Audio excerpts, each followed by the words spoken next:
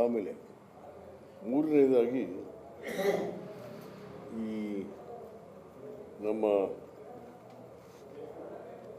ಯಾವುದಪ್ಪ ಅಮ್ಮನ ಯಾರು ಯಾವ ಅಮ್ಮ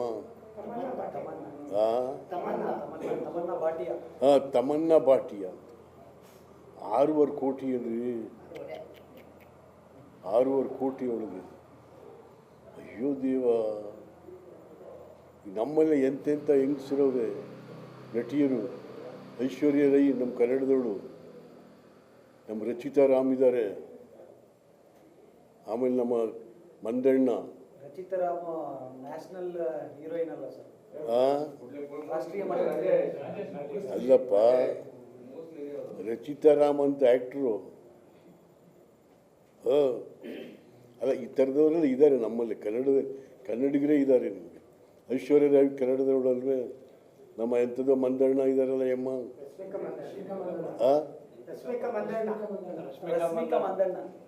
ರಶ್ಮಿಕಾ ಮಂದಣ್ಣ. ಎಷ್ಟು ಚೆನ್ನಾಗಿದ್ದಾರೆ ಅವರು. ಅವರು ಮಿಲ್ಕಿ ಬ್ಯೂಟಿ ಇಲ್ವೇ ಅವ್ರಿಗೆ? ಮಿಲ್ಕಿ ಬ್ಯೂಟಿ ಅಂತ ಇದು. ಈಗ ನಮ್ಮ ಪುನೀತ್ ರಾಜ್ಕುಮಾರ್ ಯಾವ ಮಿಲ್ಕಿ ಬ್ಯೂಟಿ ರೀ? ಪಾಪ ಪುಣ್ಯಾತ್ಮ KMFಗೆ ₹1 ತೊಗೊಳ್ದೇನೆ ಅವರು ಬ್ರ್ಯಾಂಡ್ ಅಂಬಾಸಿಡರ್ ಆಗಿತ್ತು. ಮಾಡಿ ಇಲ್ಲಿ ರಾಜ್ಕುಮಾರ್ ಫ್ಯಾಮಿಲಿ ಶಿವರಾಜ್ ಕುಮಾರ್ಗೆ ಕೊಡಿ. ಜನ ಇಷ್ಟಪಡ್ತಾರೆ ರಾಜ್ಕುಮಾರ್. ಇವತ್ತು ರಾಜ್ಕುಮಾರ್ಗೆ ಒಂದು ಅಂಶ ಕಡಿಮೆ ಆಗಿಲ್ಲ ಅಭಿಮಾನದಲ್ಲಿ. ಹೀಗೆ 6.5 ಕೋಟಿ ಯಾರು ಅಯ್ಯೋ, ಇಲ್ಲಿ ಗೊತ್ತಾಗಿದ್ದೇನಪ್ಪ ಅಂದರೆ ಅವ ಅಮ್ಮನಿಗೆ 2 ಕೋಟಿ ಅಂತೆ, ಅತ್ತಾಗಿತ್ತವ್ರಿರೋರಿಗೆ 4 ಕೋಟಿ ಅಂತೆ. ಸಿದ್ದರಾಮಯ್ಯ ದಿವಾಳಿ ಎಬ್ಬಿಸ್ಬಿಟ್ಟು ಹೊಟ್ಟೋಗ್ತಾನೆ ಕರ್ನಾಟಕನ. ನಿಮಗೇನಪ್ಪ ಬಾಗ್ಲಾಕಿ ಬಿಟ್ಟೋಗ್ತೀರ? ರಾಜ್ಯ ಸ್ಥಿತಿ ಏನಾಗಬೇಕು? ರಾಜ್ಯ ಸ್ಥಿತಿ ಏನಾಗಬೇಕು ಸ್ವಾಮಿ? ಅಯ್ಯೋ ಅಯ್ಯೋ ಅಯ್ಯೋ ಏನೇನೋ ಹೆಂಗೆ ಮಾಡೋದು ಸರ್? ಅವಮ್ಮನ್ನೇ ಮಾಡೋದ ಸರಿಯಲ್ಲ, ಸರಿಯಲ್ಲ. ಅದು ತಕ್ಷಣವೇ ತೀರ್ಮಾನ ಬೇರೆ ಥರ ತಗೋಬೇಕು. ತಮನ್ನಾ ಭಾಟಿಯ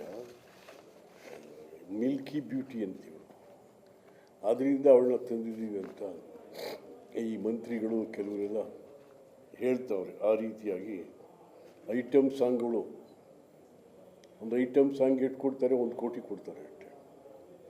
6.5 ಕೋಟಿ ಕೊಡ್ತಾರೆ ಒಂದು ಐಟಮ್ ಸಾಂಗ್. ಏನಪ್ಪ ರೆಕಾರ್ಡ್ ಮಾಡಿ ನೆಕ್ಸ್ಟ್ ಬಿಡ್ತಾರೆ ಅಷ್ಟೇ. ದಿನ ಕುಣಿದಾಳೆ ಏನಿಲ್ಲ, ರೆಕಾರ್ಡಿಂಗ್ ಅಷ್ಟೇ ಅದಕ್ಕೆ. ಅದಕ್ಕೆ ನೀವು 6.5 ಕೋಟಿ ಏನ್ರಿ? ಈ ರಾಜ್ಯದ ಜನ ಭಾಳ ಶ್ರಮ ಮಾಡಿ ಖಜಾನೆ ತುಂಬಿದ್ರಿ ಸಿದ್ದರಾಮಯ್ಯ. ಈ ಥರ ತಗೊಂಡೋಗಿ ಯಾರ್ಯಾರು ಹೆಂಗಸರು ಪಂಗಸರಿಗೆಲ್ಲ ಕೊಟ್ಬಿಟ್ರೆ ಏನ್ರಿ? ನೋ, ಕ್ಷಮಿಸಲಾರು. ನಿಮ್ಮನ್ನು ಜನ ಕ್ಷಮಿಸಲ್ಲ ಸಿದ್ದರಾಮಯ್ಯ. ನಾನು ಖಂಡಿತವಾಗಿ ಹೇಳ್ತೀನಿ, ನಿಮ್ಮ ಇಂಥ ಕೃತ್ಯಗಳಿಂದ ನೀವು ಭಾಳ ಸಣ್ಣವರಾಗ್ತಾಯಿದ್ದೀರಿ, ಭಾಳ ಸಣ್ಣವರಾಗ್ತಾಯಿದ್ದೀರಿ. ರಜನಿಕಾಂತ್ ಅವರು ಜೈಲರ್ 8 ಕೋಟಿ ಬಂತಂದ್ರೆ, ಅಲ್ಲೂ ಇವಳು 1 ಕೋಟಿಗೆ ಡ್ಯಾನ್ಸ್ ಮಾಡಿದ್ಲು. ಯಾರು ಇವಮ್ಮ? ಯಾರು? ತಮಣ್ಣ. ಏನು ರಾಮ್? ರಚಿತಾ ರಾಮ್ ಅಂದರೆ ಸುಮ್ಮನೆ ಕೂತಿದ್ದೀರಲ್ರಿ? ಹೌದು ಅನ್ಬೇಕು. ಏನಪ್ಪ, ಹಾಗೆ ಸರ್ಕಾರದ ದುಡ್ಡು ಅಂದರೆ ಎಲ್ಲರ ದುಡ್ಡು. ಅದು ಸರ್ಕಾರದ ದುಡ್ಡು. ಅದು ಪಾಪ ಪುಣ್ಯಾತ್ಮ ಹನುಮಂತಯ್ಯನವರು ಸರ್ಕಾರದ ಕೆಲಸ ದೇವ್ರ ಕೆಲಸ ಅಂತ ವಿಧಾನಸೌಧದಲ್ಲಿ ಹಾಕಿದ್ರೆ, ಈಗ ಅದನ್ನು ಬದಲಾವಣೆ ಮಾಡಬೇಕು ಸಿದ್ದರಾಮಯ್ಯ. ಈಗ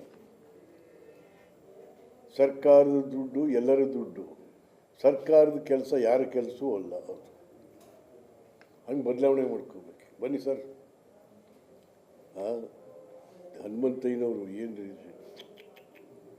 ಆ ವಿಧಾನಸೌಧ, ವಿಶ್ವಪ್ರಸಿದ್ಧ ವಿಧಾನಸೌಧ ಕಟ್ಟಿ ಮುಂಬಾಗ್ಲಲ್ಲೇ ಬರ್ಸವ್ರೆ.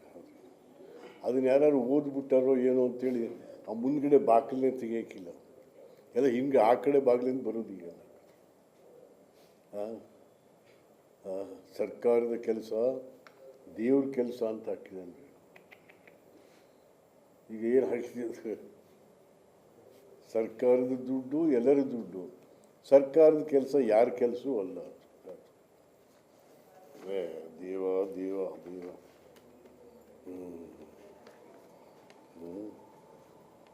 ಹಂಗೆ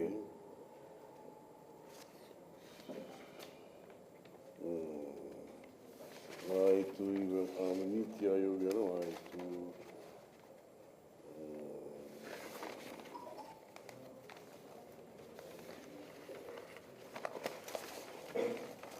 ಆಮೇಲೆ ಈ ಹೆಸರಿಂದ ಒಂದು ಯಾಕೋ ಬರೀ ಹುಚ್ಚಾಟ ನಡೀತಾ ಇದೆ. ರಾಮನಗರ ಅಂತಿದ್ರೆ ಏನಾಯ್ತಪ್ಪ ನಿಮಗೆ? ರಾಮನಗರ ಅಂತಿದ್ರೆ ಏನಾಯ್ತಿತ್ತು? ಹೆಸರು ಬದಲಾವಣೆ ಆಗುತ್ತೆ.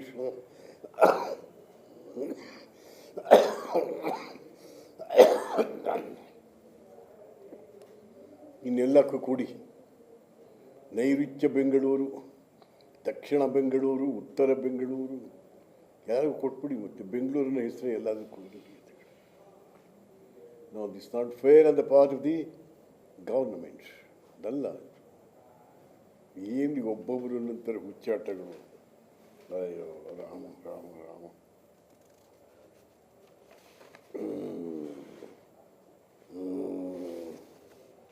ಹಾಗಾಗಿ ನಾನು ಸಿದ್ದರಾಮಯ್ಯನವ್ರಿಗೆ ಪದೇ ಪದೇ ಒತ್ತಾಯ ಮಾಡ್ತೀನಿ, ಸರ್ಕಾರದ ಹಣನ ಈ ಥರ ಎಲ್ಲ ಖರ್ಚು ಮಾಡಬೇಡಿ. ನೀವು ಈಗ ಗ್ಯಾರಂಟಿ ಕೊಡ್ತಾ ಇದ್ದೀವಿ, ಯಾರಿಗೆ ಬೇಕು ಕತ್ತೆ? ಮಾನದಂಡವೇ ಇಲ್ಲದೆ ಗ್ಯಾರಂಟಿ ಎಲ್ಲರಿಗೂ. ನಾನು ಈ ಗ್ಯಾರಂಟಿ ಇದ್ರದ್ದೇನು ಅಂದ್ಕೊಂಡೆ. ನಾನು ಗ್ಯಾರಂಟಿ ಅದೆಲ್ಲ ಇದು ಗ್ಯಾರಂಟಿ ಪ್ರೋಗ್ರಾಮ್ದೇನು ಅಂದ್ಕೊಂಡೆ ನಾನು, ಅಲ್ವಾ? ಸರಿ ಕಣಪ್ಪ. ಆಮೇಲೆ ಇನ್ನೇನಾದ್ರು ಇದ್ದದ ಸರ್? ಶಾಸಕರುಗಳಿಗೆ ಯಾವುದೇ ಅನುದಾನ ಸಿಗ್ತಾ ಇಲ್ಲ ಅಂತೇಳಿ ಪರಿಷತ್ ಸದಸ್ಯರ ಶಾಸಕರುಗಳಿಗೆ ಅನುದಾನ ಸಿಗ್ತಾ ಇಲ್ಲ ಅಂತೇಳಿ ಸಾಕಷ್ಟು ಶಾಸಕರು ಧ್ವನಿ ಎತ್ತುತ್ತಾ ಇದ್ರು. ಪರಿಷತ್ ಸದಸ್ಯರ ಕಥೆ ಏನು ಅಂತ, ಅವ್ರಿಗೆ ಅನುದಾನಗಳು ಹೆಂಗಾಗ್ತಾ ಇದೆ ಅಂತ? ಇಲ್ಲ, ಯಾವ ಪರಿಷತ್ನವ್ರಿಗೆ ಏನಿದೆ ವಿಧಾನ ಪರಿಷತ್ ಸದಸ್ಯರು ನೋಡ್ರಿ, ಅಲ್ಲಿ ಏನಂತ ಅಂತಂದ್ರೆ ವಿಧಾನ ಪರಿಷತ್ತು ಅದು ಬುದ್ಧಿವಂತರ ಇದು ಅಂತ ಇತ್ತು. ಬುದ್ಧಿವಂತರಿಗೆ ಯಾಕ್ರಿ ದುಡ್ಡು ಬೇಡ್ರಿ ಅವ್ರಿಗೆ. ಹಾಗಾಗಿ ಯಾರು ಏನೋ ಒಂಥರ ಮತ್ತು ಇಟ್ಸ್ ವೆರಿ ಅನ್ಫಾರ್ಚುನೇಟ್, ಯಾವ ಮಂತ್ರಿನೂ ಕೂಡ ಇದ್ರ ಬಗ್ಗೆ ಮಾತಾಡಲ್ಲ. ಅವ್ರು ಯಾರು ಏನು ಗಂಡಸ್ತನ ಯಾರ ಕೈಲಾರು ಕೊಟ್ಬಿಟ್ಟು ಬಂದರು ದಿನ, ಯಾರೂ ಮಾತಾಡಲ್ಲ ನೋಡ್ರಿ. ಚೇ ಒಂಥರ ಏಕಪಕ್ಷೀಯ ಮುಖ್ಯಮಂತ್ರಿಗಳು, ಏಕಪಕ್ಷೀಯ ಎಲ್ಲ ಯಾವುದೇನೋ. ಯಾವ ಕಾರಣಕ್ಕಾತರ ಆಗಿರ್ಬೋದು ಅನ್ಸುತ್ತೆ? ಯಾವುದು ಯಾವ ಕಾರಣಕ್ಕಾತರ ಆಗ್ತಾ ಇದೆ ಅಂತ, ಏಕಪಕ್ಷೀಯ ಆಗ್ತಾ ಇದೆ, ಮಂತ್ರಿಗಳು ಎದುರ್ಕೋತಾ ಇದ್ದಾರೆ ಅಂತಂದ್ರೆ ಯಾವ ಕಾರಣಕ್ಕೆ ಅಂತ ಮಾತಾಡಿದ್ರೆ ತೆಗೆದಾಕ್ತಾರೆ. ಪ್ರೊಟೆಕ್ಟ್ ಮಾಡೋರು ಯಾರು ಅವ್ರನ್ನ? ಪ್ರೊಟೆಕ್ಟ್ ಮಾಡೋರು ಯಾರು ಅವ್ರನ್ನ? ಯಾವ ತರ ಪ್ರೊಟೆಕ್ಟ್ ಅಂದ್ರೆ ಪ್ರೊಟೆಕ್ಷನ್ ಅಂತಂದ್ರೆ ತೆಗೆದ್ರೆ ಏನಾಯ್ತದು? ಹಂಗಿಲ್ಲ, ತೆಗಿತೀನಿ ಏನಾಯ್ತದೆ ನೋಡೋಣ ಅಂತ. ಅವ್ರು ಮಂತ್ರಿಗಿರಿ ಇಲ್ಲದೆ ಅವರು ಸತ್ಯ ಹೋಯ್ತೀವಿ ಅನ್ನೋ ತರಕ್ಕೆ ಅವ್ರಿಗೆ ಕೆಲವರು ಏನು ಮಾಡ್ತೀರಾ? ಹಾಗಾಗಿ ದಯವಿಟ್ಟು ಟಾಸ್ಕ್ ಕೊಡಿ. ಈಗ ಭಾಳ ಕ್ರೂಷಿಯಲ್ ಪೀರಿಯಡ್ ಈಗ. ಯಾಕೆಂದರೆ ಹಿಂದೆ ಕರೋನಾದಲ್ಲಿ ಭಾಳ ಸಫರ್ ಆಗಿದೆ, ಭಾಳ ಜನ ಸತ್ತಿದ್ದಾರೆ. ಈಗಾಗಲೇ ನೋಡಿ ಮೈಸೂರಲ್ಲೇ 3 ಜನ ಅಂತೆ. ಹಾಗಾಗಿ ಡಿಸ್ಟ್ರಿಕ್ಟ್ ಇನ್ಚಾರ್ಜ್ ಮಿನಿಸ್ಟ್ರಿಗಳು ದಯವಿಟ್ಟು ನೀವೆಲ್ಲ ಆಸ್ಪತ್ರೆಗಳು ವಿಸಿಟ್ ಮಾಡಬೇಕು, ಮಾಡಿ ಏನೇನು ಬೇಕು ಎಲ್ಲ ತರಿಸ್ಕೊಂಡ್ರಪ್ಪ. ಹೈಕಮಾಂಡ್ ಬಗ್ಗೆ, ಹೈಕಮಾಂಡ್ ನಲ್ಲಿ ತಾವು ಒಂದು ನಿಕಟ ಸಂಪರ್ಕ ಹೊಂದಿದ್ದಾರೆ. ಇನ್ನು ಕಾಂಗ್ರೆಸ್ ಹೈಕಮಾಂಡ್ ಸಂಪರ್ಕ ಇನ್ನೂ ತಮಗಿದೆ. ರಾಜ್ಯ ಸರ್ಕಾರ ಇದ್ರ ಬಗ್ಗೆ ಪತ್ರ ಏನಾದ್ರು ಬರೆಯುವಂತ ಕೆಲಸ ಆಗ್ತದಾ ಅಂತ? ಈ ಪರಿಸ್ಥಿತಿಗಳು ಬರೆದ್ರೆ ಓದೋರು ಬೇಕಾದ್ರೆ ನಾವು ಬರಿತೀವಿ. ನಮ್ಗೆ ಹಳೆಯ ಸಂಬಂಧ, ಕಾಂಗ್ರೆಸ್ ಹೈಕಮಾಂಡು ನಮ್ಗೆ ಹಳೆಯ ಸಂಬಂಧ. ಬರೆದ್ರು ಓದೋರು ಬೇಕಲ್ಲಪ್ಪ. ಅದ ಏನೋ ಅಂತೂ ಸಿದ್ದರಾಮಯ್ಯ ಕಾಂಗ್ರೆಸ್ನು ಬಾಗ್ಲಾಕ್ಸ್ಬಿಟ್ಟು ಹೋಯ್ತಾನಂತೆ. ಕಡೆ ಪುಣ್ಯಾತ್ಮರು ಶತಮಾನಗಳ ಕಾಂಗ್ರೆಸ್ ಹೊಟ್ಟೆ ಉರಿಯಿತು.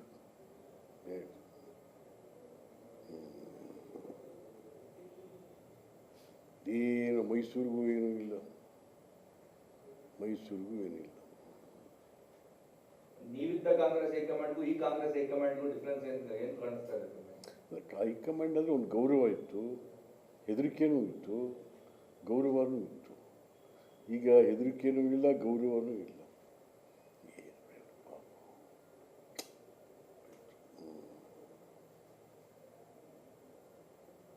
ತಮಗೆ ನೋವಿದ್ಯಾ ಅಂತ ಸಾಕಷ್ಟು ಭಾವುಕರಾಗ್ತಾ ಇದ್ದಾರ. ನೋವಿದ್ಯಾ ಕಾಂಗ್ರೆಸ್ಗೆ ಈ ಸ್ಥಿತಿ ಬಂತು ಅಂತ? ಕಾಂಗ್ರೆಸ್ಗೆ ಈ ಸ್ಥಿತಿ ಬಂತು ಅಂತ ನೋವಿದ್ಯಾ?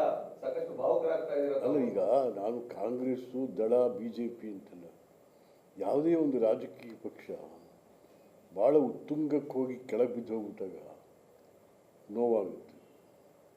ಯಾಕೆಂದರೆ ಈಗ ರಾಜಕೀಯ ಪಕ್ಷಗಳೇ ಭಾಳ ಮುಖ್ಯ. ಜನತಂತ್ರ ವ್ಯವಸ್ಥೆಯಲ್ಲಿ ರಾಜಕೀಯ, ರಾಜಕಾರಣ, ರಾಜಕಾರಣಿ ಇವು ಬದುಕಬೇಕು. ಇಲ್ಲಾಂದರೆ ಈ ಜನತಂತ್ರ ವ್ಯವಸ್ಥೆನೇ ಸತ್ತೋಗ್ಬಿಡುತ್ತಿಲ್ಲ. That is the beauty of democracy.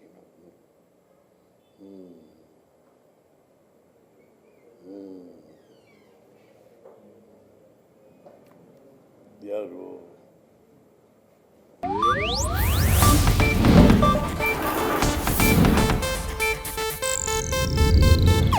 ಇದು ಏಷ್ಯಾನೆಟ್ ನ್ಯೂಸ್ ನೆಟ್ವರ್ಕ್ ಪ್ರಸ್ತುತಿ.